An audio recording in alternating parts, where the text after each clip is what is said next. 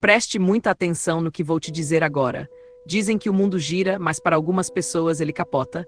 Você já conheceu alguém que se achava intocável? Alguém que olhava para os outros de cima para baixo, como se o dinheiro fosse um escudo contra a própria humanidade? Se você conhece alguém assim, ou se você já sentiu na pele a dor da humilhação, essa história é para você. Porque o tempo é o senhor da razão e a lei do retorno não é uma vingança. É uma correção de rota. E a correção na vida de Roberto foi brutal. Mas antes quero que você me conte nos comentários de que cidade você é e em que horário está assistindo esse vídeo. E se possível deixe seu like, é muito importante para o nosso canal. Tudo começou há 10 anos em uma noite que parecia perfeita para os ricos, mas era cruel para os pobres. A mansão de Roberto ocupava meio quarteirão no bairro mais nobre da cidade. Muros altos, câmeras de segurança, mármore importado. Roberto, aos 45 anos, era o tipo de homem que não pedia, mandava. Dono de uma construtora gigantesca, ele acreditava que o sucesso financeiro era a única medida de valor de um ser humano.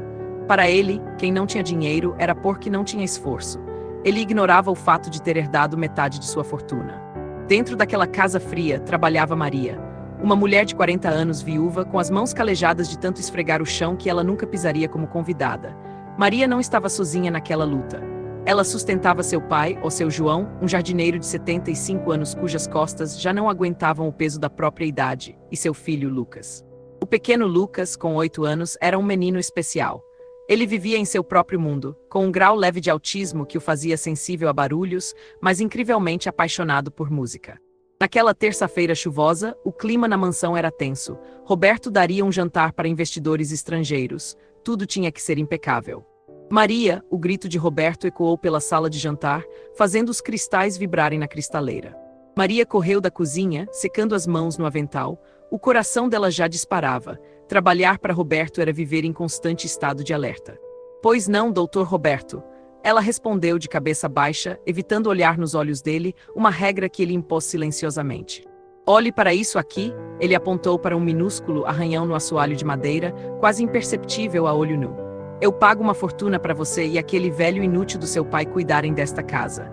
O que o seu pai estava fazendo aqui dentro com as botas sujas? Doutor, meu pai não entrou hoje, ele ficou no jardim na chuva, terminando as podas que o senhor pediu. Maria tentou explicar, a voz trêmula. Não me interessa, Roberto cortou ríspido. Seu pai é um lerdo, já devia ter se aposentado ou morrido. Ele atrapalha a estética da minha casa e avise ao seu filho, aquele garoto estranho, que se eu ouvir um pio dele hoje à noite, enquanto meus convidados estiverem aqui, eu coloco todos vocês no olho da rua. Fui claro. Sim, senhor, o Lucas vai ficar quietinho na cozinha, desenhando, ele não vai atrapalhar. Maria voltou para a cozinha segurando o choro. Lá encontrou seu pai, seu João, tremendo de frio, com as roupas molhadas da chuva. Ele tentava comer uma sopa rala num canto para não sujar nada. Lucas estava sentado no chão, balançando o corpo para frente e para trás, nervoso com os gritos que ouvia da sala. A noite caiu, os carros importados começaram a chegar.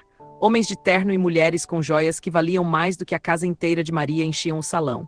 Risadas altas, brindes com champanhe, conversas sobre milhões de dólares. Roberto estava no auge, estufando o peito, sentindo-se um deus entre os homens. No centro da sala de estar havia um piano de cauda. Um instrumento magnífico, preto, brilhante. Roberto não sabia tocar uma única nota. O piano estava lá apenas como um troféu, um objeto de decoração para mostrar poder. Na cozinha, o caos começou, um prato caiu. Lucas se assustou com o barulho. O menino, que buscava refúgio na música para acalmar sua mente agitada, aproveitou que a porta de serviço ficou entreaberta quando um garçom passou. Ele viu o piano. Para Lucas, aquilo não era um móvel, era um imã. Sem que Maria visse, ocupada servindo as entradas, Lucas deslizou para a sala. Ele era pequeno, passou por entre as pernas dos convidados. O mundo dele ficou em silêncio. Só existia ele e o piano. O menino subiu no banco de veludo. Seus dedinhos, sujos de grafite dos desenhos que fazia, tocaram as teclas brancas.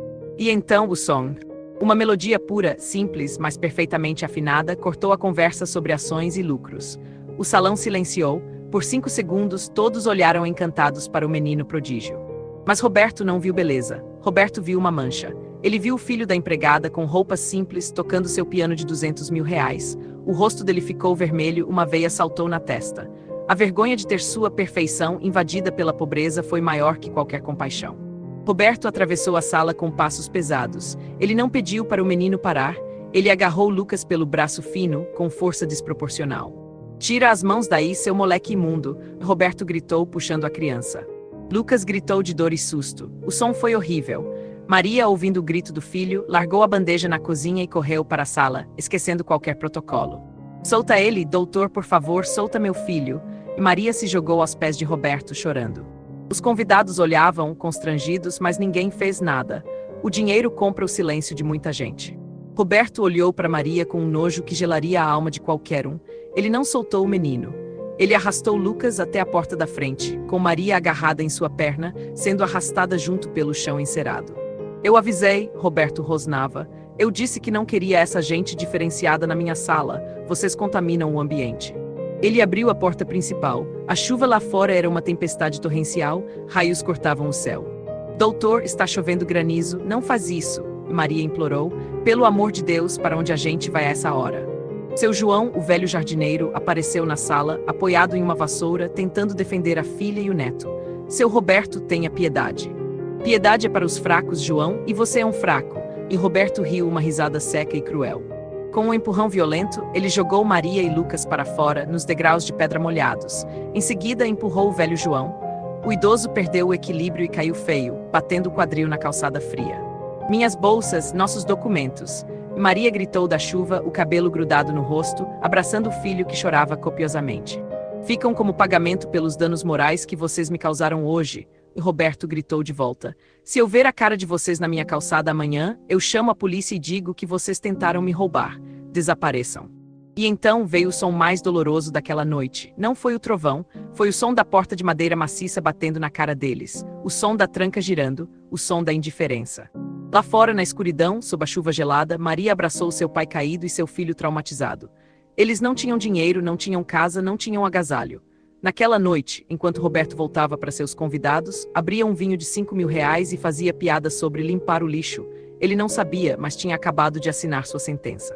Ele achava que tinha enterrado aquela família, mas ele esqueceu que eles eram sementes. E sementes, quando enterradas e regadas pela chuva, elas crescem. Enquanto isso, a soberba de Roberto começava a apodrecer de dentro para fora. Só que a vida, meus amigos, a vida dá voltas, e a volta que ela daria na vida desse milionário seria assustadora. Você acha que a justiça dorme? Às vezes parece que sim, não é? Parece que os ruins vencem e os bons só sofrem. Mas eu te digo, a justiça não dorme, ela apenas espera o momento exato em que a lição será inesquecível. E para Maria, a noite da expulsão foi o início de uma longa travessia pelo deserto. Naquela madrugada fria, encharcados e tremendo, eles encontraram abrigo embaixo da marquise de uma padaria fechada. Seu João, o velho jardineiro, gemia de dor. A queda que Roberto provocou ao empurrá-lo tinha quebrado o quadril do idoso.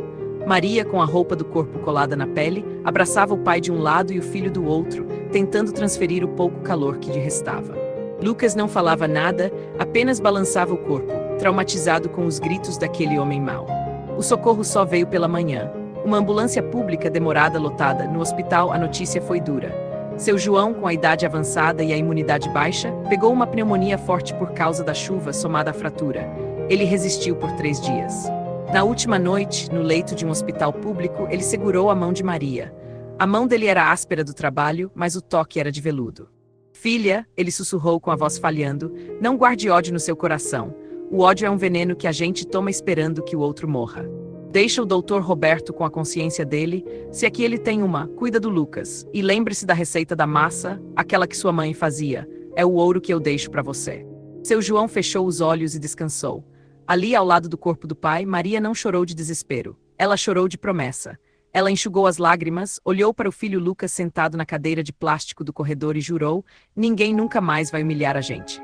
Enquanto Maria enterrava o pai com a ajuda de vizinhos bondosos na mansão, a vida de Roberto continuava como se nada tivesse acontecido. Ou parecia, porque a lei do retorno começa invisível. Ela começa tirando a paz, depois o sono e, por fim, o chão. 2 anos se passaram. Roberto continuava rico, mas a casa começou a ficar silenciosa. A esposa dele, uma mulher tão fútil quanto ele, cansou-se da grosseria do marido. Mas ela não saiu de mãos abanando. Numa jogada de mestre digna de novela, ela fugiu com o sócio majoritário de Roberto. E não levaram só as malas. Levaram senhas, desviaram fundos para contas no exterior e deixaram um rombo fiscal gigantesco na empresa. Quando Roberto descobriu, o império já estava rachado. Ele gritava, ameaçava, quebrava os móveis de luxo, mas o dinheiro não voltava. Pela primeira vez, Roberto sentiu medo. Enquanto o castelo de Roberto começava a tremer, Maria começava a construir o seu alicerce. Lembra da receita que o pai falou? Maria pegou o último dinheiro que tinha, comprou farinha e frango. Ela começou a fazer coxinhas e empadas para vender na porta de escolas e obras. Ela acordava às 3 da manhã, amassava a massa com a força da raiva e temperava com o amor de mãe. Colocava tudo numa cesta de vime e saía a pé. Lucas ia junto, sempre quieto, observando o mundo. As pessoas provavam o salgado e arregalavam os olhos. Não era apenas comida, era tempero de alma. Dona Maria, traz mais amanhã, diziam os pedreiros. Tia, guarda uma para mim, gritavam as crianças. A cesta virou uma banca, a banca virou um trailer, o trailer virou uma portinha alugada num bairro simples. Maria trabalhava de domingo a domingo. Suas mãos ficaram ainda mais calejadas, mas seu sorriso voltou. E o Lucas, o Lucas. Com o primeiro lucro real, Maria não comprou roupas novas. Ela comprou um teclado usado desses simples de plástico. Quando Lucas tocou aquele teclado na lojinha de salgados, os clientes pararam de comer. O menino tinha o dom. Mesmo num instrumento barato, ele tirava som de anjos. A fama da salgadaria do menino pianista começou a correr a cidade. O tempo voou, passaram-se 8 anos desde aquela noite chuvosa. A situação inverteu-se de uma forma assustadora. Roberto, afundado em processos trabalhistas e criminais por causa das fraudes do ex-sócio, que ele, na arrogância, nunca fiscalizou, teve seus bens bloqueados. A mansão foi a leilão. Os amigos que bebiam o vinho dele sumiram. Ninguém atendia o telefone. Quando Roberto precisou de um advogado, disseram que ele não tinha como pagar. Ele foi despejado. O homem que um dia expulsou uma família na chuva, agora via o oficial de justiça colocar seus ternos italianos em caixas de papelão na calçada. Sem família, sem amigos e agora sem teto. O orgulho dele, porém, ainda era grande. Ele se recusava a pedir ajuda. Ele achava que a qualquer momento daria a volta por cima. Mas ele não entendia que para subir, primeiro é preciso descer do pedestal. Roberto foi morar num hotel barato no centro. O dinheiro acabou em meses. Ele começou a vender os relógios, depois as roupas. O álcool virou seu único companheiro para anestesiar a vergonha. 10 anos depois daquela noite fatídica, Maria agora era dona de um bufete renomado. A Dona Maria era respeitada. Lucas, agora um rapaz de 18 anos, alto e bonito, estudava música no conservatório e ajudava a mãe na administração. Eles tinham conforto, um carro bom, uma casa quentinha. Mas nunca, jamais, esqueceram de onde vieram. Era véspera de Natal novamente. A cidade estava iluminada, as vitrines brilhavam. Do outro lado da cidade, num beco escuro e úmido, um homem de cabelos brancos, desgrenhados, com uma barba suja e roupas que um dia foram de grife, mas agora eram trapos, revirava uma lata de lixo atrás de um restaurante. Era Roberto. Aquele homem poderoso, que achava que o mundo era seu tapete, agora disputava um resto de macarrão com um gato de rua. Ele tremia, não só de frio, mas de abstinência e fome. A tosse dele era seca, dolorida. O peito chiava. Ele olhou para o céu e a chuva começou a cair. A mesma chuva que ele usou para humilhar Maria 10 anos antes, agora caía sobre a cabeça dele. Mas dessa vez não havia porta para fechar, não havia teto. Roberto encostou-se na parede fria, chorando. Meu Deus, ele balbuciou pela primeira vez em décadas, chamando por alguém maior que ele. O que eu fiz da minha vida? O destino, meus ouvintes, estava prestes a promover o encontro final. Porque Maria, com seu coração de ouro, decidiu que naquele Natal ela não faria ceia para vender. Ela faria um sopão de luxo para os moradores de rua na Praça Central. Toalhas brancas, pratos de porcelana, comida de primeira qualidade. Ela queria dar dignidade a quem não tinha nada. E adivinhem quem, arrastando os pés, atraído pelo cheiro da comida, entrou na fila daquele sopão. O encontro estava marcado, e o que aconteceria ali faria os anjos prenderem a respiração. Imagine a cena, meus amigos. A praça central da cidade estava linda. Luzes pisca-pisca nas árvores, um coral cantando Noite Feliz ao longe. Mas no centro daquela praça havia algo mais bonito que a decoração, havia dignidade. Maria montou mesas compridas com toalhas brancas impecáveis. Nada de pratinhos de plástico moles que queimam a mão. Eram pratos de verdade, talheres de metal. Ela queria que aqueles homens e mulheres, invisíveis para a sociedade, se sentissem reis e rainhas por uma noite. A fila era grande. Homens barbudos, mulheres cansadas, crianças de rua. E lá no final, encolhido dentro de um casaco 3 tamanhos maior que ele, estava Roberto. Ele tentava esconder o rosto. A vergonha queimava mais que a fome. Ele, que já teve garçons exclusivos para encher sua taça de cristal, agora aguardava na fila da caridade para receber uma concha de sopa. A fila andou, o cheiro do caldo verde com bacon, quente e encorpado, fez o estômago de Roberto roncar alto. Ele chegou diante do balcão de servir. Ele não levantou a cabeça. Estendeu as mãos trêmulas, sujas de graxa e terra, segurando o prato. Feliz Natal, senhor. Aceita um pãozinho extra. Está quentinho, acabou de sair do forno. Aquela voz, Roberto congelou. Aquela voz era suave e pausada, mas tinha um timbre que ele conhecia de algum pesadelo antigo. Ele levantou os olhos lentamente. Diante dele, servindo pão com uma pinça de prata e um sorriso genuíno no rosto, estava Lucas, o menino animal, como Roberto o chamara, o menino que ele arrastou pelo braço. Agora, Lucas era um homem feito, vestido com uma camisa branca de linho limpo, radiante. Ele não reconheceu Roberto imediatamente por causa da barba e da sujeira. Lucas via apenas mais um necessitado. Roberto sentiu as pernas falharem. O prato de sopa escorregou das mãos dele e se espatifou no chão. Crash! O barulho de louça quebrada fez a música e as conversas pararem. O silêncio tomou conta da praça. Roberto recuou, tropeçando nos próprios pés, desesperado para fugir. Desculpe, desculpe, eu vou embora, eu limpo, eu pago. Roberto balbuciava, delirando, esquecendo que não tinha um centavo no bolso. Foi então que ela apareceu, surgindo de trás das panelas fumegantes com a autoridade de uma matriarca. Maria, o tempo tinha sido generoso com ela. As marcas de sofrimento viraram linhas de sabedoria. Ela estava elegante, mas com o mesmo avental que usava para trabalhar. Ela olhou para a confusão, olhou para o homem caído, tremendo no chão sujo de sopa. Ela semicerrou os olhos. O coração dela falhou uma batida. Ela reconheceu, não pelas roupas, mas pelo olhar. O olhar de soberba ferida ainda estava lá no fundo do poço. Doutor Roberto, ela disse. A voz dela não foi um grito, foi um sussurro que ecoou como um trovão na alma dele. Roberto, no chão, começou a chorar. Um choro feio, compulsivo de quem segurou a culpa por 10 anos. Não me olha, ele gritou, cobrindo o rosto com as mãos imundas. Eu sou um lixo, me chuta, cospe na minha cara. É isso que você quer, não é? Vamos, Maria, vingue-se, chama a polícia, joga meus trapos na chuva como eu fiz com vocês. As pessoas ao redor começaram a murmurar. Lucas, confuso, olhou para a mãe e depois para o homem. A compreensão bateu no rapaz. Ele deu um passo para trás, assustado. As memórias do piano, do grito, da chuva, tudo voltou. Maria caminhou lentamente até Roberto. O salto dela estalava no cimento da praça. Toque, toque, toque, cada passo era uma sentença. Ela parou diante dele. A praça inteira prendia a respiração. O que ela faria? Humilharia o ex-patrão na frente de todos. Maria se abaixou. Ela não teve nojo. Ela colocou a mão no ombro do homem que um dia disse que ela não servia nem para limpar o chão dele.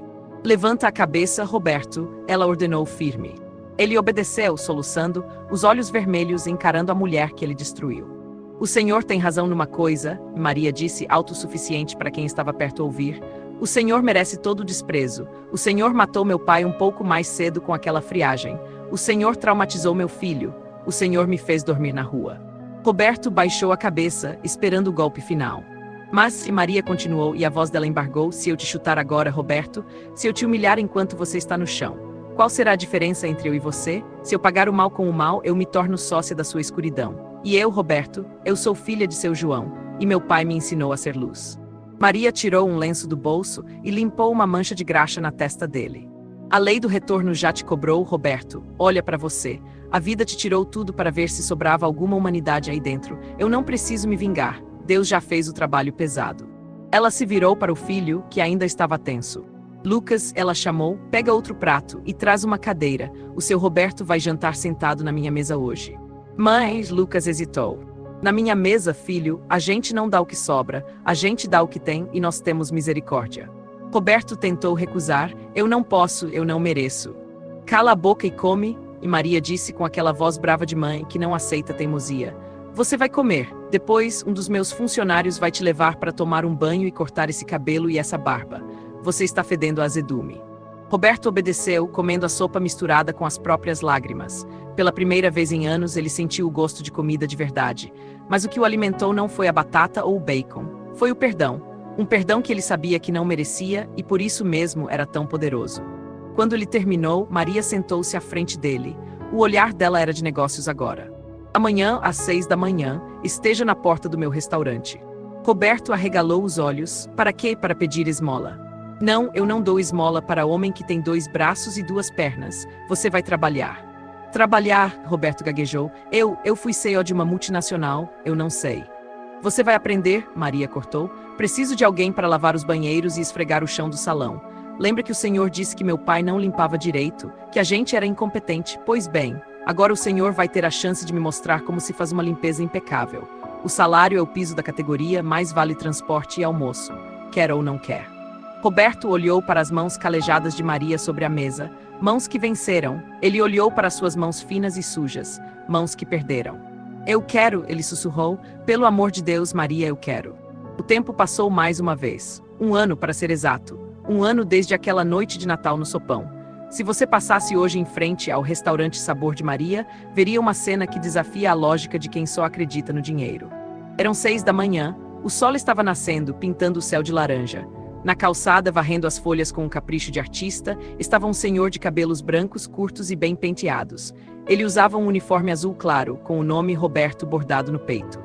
Não era mais o Roberto milionário, dono do mundo, que gritava porque o café estava um grau mais frio. Também não era o Roberto mendigo, sujo e desesperado. Era apenas Roberto, um homem. Ele varria a calçada com um sorriso leve no rosto. Quem passava e dava bom dia, recebia um cumprimento caloroso de volta. Bom dia, Dona Clotilde. Cuidado com o degrau, ele dizia para as clientes idosas, ajudando-as a subir. A mesma mão que um dia empurrou o seu João na chuva, agora servia de apoio para outros idosos não caírem. A vida tinha ensinado a ele o peso e o valor de uma mão estendida. Durante aquele ano, Roberto aprendeu a limpar banheiros. Aprendeu que se a gordura não sair da panela, tem que esfregar mais forte. Aprendeu que as costas doem no fim do dia. Ele sentiu na pele o cansaço que Maria sentia há 10 anos. E a cada gota de suor, um pouco daquela arrogância antiga ia embora pelo ralo. Ele descobriu que o trabalho honesto, por mais simples que seja, limpa a alma. Naquela tarde, algo especial aconteceu. O restaurante estava cheio. Lucas, agora um músico formado, sentou-se ao piano de cauda que Maria comprou com tanto sacrifício para o restaurante. Não era um Steinway de 200 mil, mas para eles valia milhões. Lucas começou a tocar. A mesma melodia pura que ele tentou tocar quando tinha 8 anos, naquela noite de terror. No fundo do salão, com um pano de prato no ombro e um balde na mão, Roberto parou. O som do piano encheu o ambiente. Os clientes pararam de mastigar. Era lindo. Roberto encostou na parede. Ele fechou os olhos e, quietinho, deixou uma lágrima escorrer. Mas não era choro de tristeza, era choro de gratidão. Ele olhou para suas mãos, calejadas do trabalho de limpeza, e depois olhou para Lucas. Maria observava tudo do caixa. Ela viu o ex-patrão chorando ao ouvir o filho dela tocar. Ela não sentiu prazer na dor dele, ela sentiu paz. A justiça estava feita, não com sangue nem com cadeia, mas com a verdade. O homem que odiava a música do menino, diferente, agora era curado por ela. No final do expediente, Maria chamou Roberto. Ele veio humilde, secando as mãos. Seu Roberto, ela disse, o senhor trabalhou bem esse ano, nunca faltou, nunca reclamou. Dona Maria, eu que agradeço, e Roberto respondeu, baixando a cabeça. A senhora salvou minha vida. Eu estaria morto naquela sarjeta se não fosse a sua sopa e a sua vassoura. Maria sorriu e entregou a ele um envelope. Aqui está seu bônus de Natal, e uma cesta básica para o senhor levar para a pensão onde está morando. Roberto pegou o envelope como se fosse um tesouro. Tinha pouco dinheiro ali comparado ao que ele gastava num jantar antigamente, mas aquele dinheiro era suado, era dele. Ele saiu do restaurante caminhando leve. Na esquina viu um morador de rua encolhido no frio exatamente como ele estava 1 ano antes. Roberto parou, ele não pensou 2 vezes. Abriu a cesta que Maria lhe deu, tirou o panetone e uma garrafa de suco e entregou ao homem. Toma, irmão, e Roberto disse, não perde a fé, o mundo dá voltas. O morador de rua sorriu, surpreso. Roberto seguiu seu caminho, assobiando a música que Lucas tocou no piano. Ele nunca recuperou sua fortuna. Ele nunca mais usou ternos italianos. Ele morreu anos depois, como um simples auxiliar de limpeza. Mas no velório dele, a igreja estava cheia. Cheia de gente simples, gente que ele ajudou, gente que ele cumprimentou. E na primeira fila, chorando por ele, estavam Maria e Lucas. Roberto morreu pobre de dinheiro, mas milionário de espírito. Ele precisou perder tudo o que tinha no banco para descobrir o que tinha no coração. E você que me ouviu até agora, leve essa história para o seu travesseiro hoje. Talvez você esteja sofrendo na mão de alguém poderoso.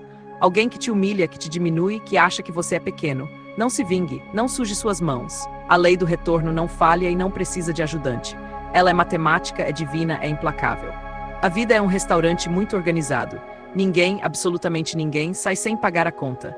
Alguns pagam com dinheiro, outros pagam com a solidão, e outros, como Roberto, têm a sorte de pagar com o arrependimento e encontrar a paz.